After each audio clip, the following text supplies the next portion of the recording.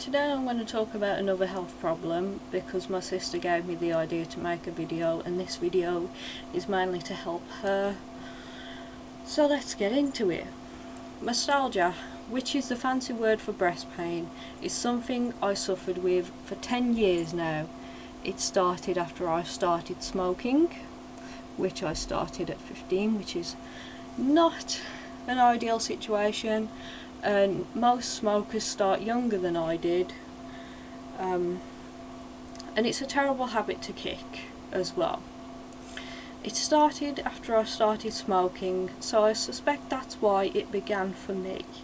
70% of people with breasts will experience this at some point in their lives, and you should always speak to a doctor about breast pain or any other breast changes.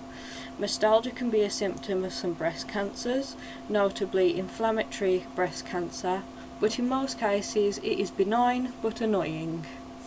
Some things that trigger pain is caffeine and smoking, the menstrual cycle, contraception and hormone therapies, and even psychiatric medications can all cause mastalgia. Now personally, I have pain on only one side, but pain on both sides is called breast tenderness and is less concerning than one-sided pain.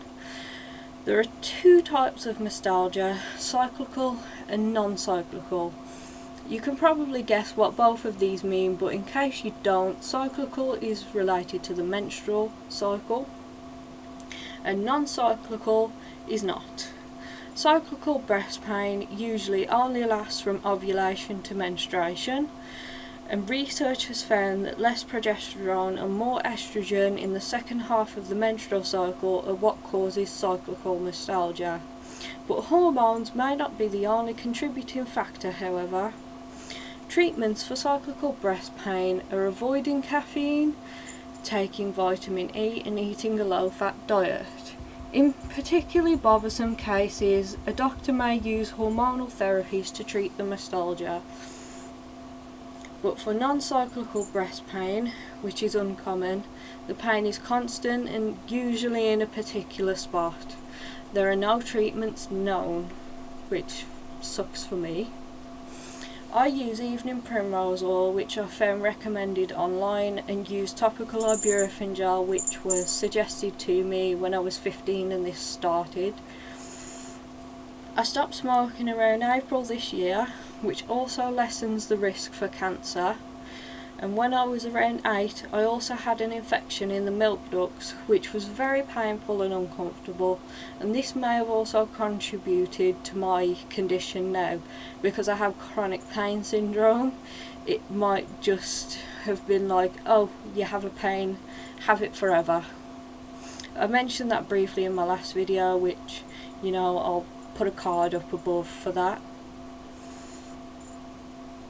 My paternal grandmother also suffered from inflammatory breast cancer, so the chance I inherited that from her is very high. Given my condition now, I would say I'm on the cusp of developing breast cancer. So far, ultrasounds haven't showed much, but the texture has changed and there have been skin abnormalities and discharge over the years. Nowadays, I just try to ignore it, whilst also checking every few weeks for even more changes or lumps. I'll link resources on how you can check your breasts in the description, because it's very important to do, and you should aim to do it around once a month, but not always the same time of the month. Make sure you're checking it on alternating weeks. I'd say around every 5 weeks, just so you know what each stage of your cycle is, if you have a cycle. But if you're like me and you don't have a cycle, I don't know what to suggest, but as I mentioned, hormonal treatments such as contraceptives can increase the breast pain, and I think because I'm on a load of medications, the pain has sort of gotten worse recently.